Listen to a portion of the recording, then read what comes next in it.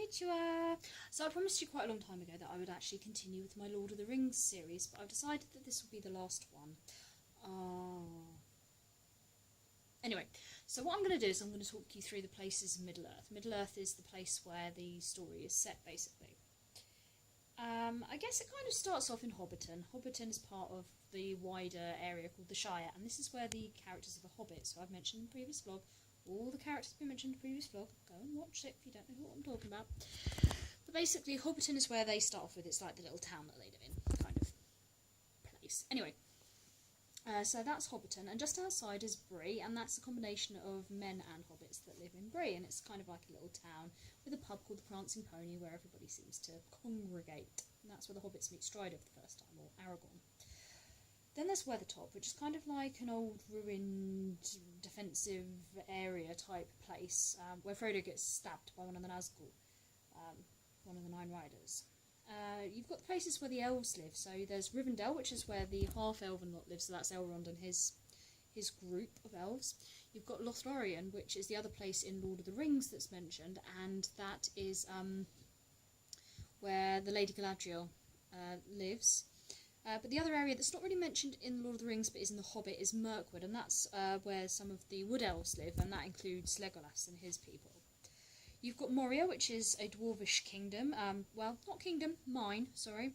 That's where they mined for mithril, but they delved too deep and they woke up some evil things in the darkness, which I will not say, because if you haven't seen the films or read the books, then you need to, and you need to find out what that is. It's very, very eerie and weird and brilliant. You've got places where the men live, so you've got Rohan, which has a defensive area called Helm's Deep, and is surrounded by Fangorn Forest, and it's where the horse-loving people live, basically, and Fangorn Forest is full of Treebeard's people, the Ents that we spoke about. Then you've got Gondor, which is basically it's the centre of the Kingdom of Men, basically, where Aragorn will go to become king. It has Osgiliath next to it, which is a kind of ruined area which was briefly taken over by Mordor. It's kind of no man's land, I suppose.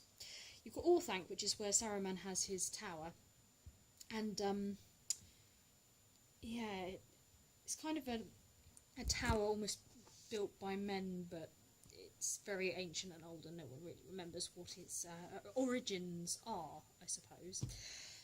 And then you've got Mordor, and Mordor is the end goal. That's where Mount Doom is, and that's where the ring needs to be cast into the fire by Frodo and Samwise. And it's a barren wasteland which is almost impossible for any types of peoples to live other than basically orcs.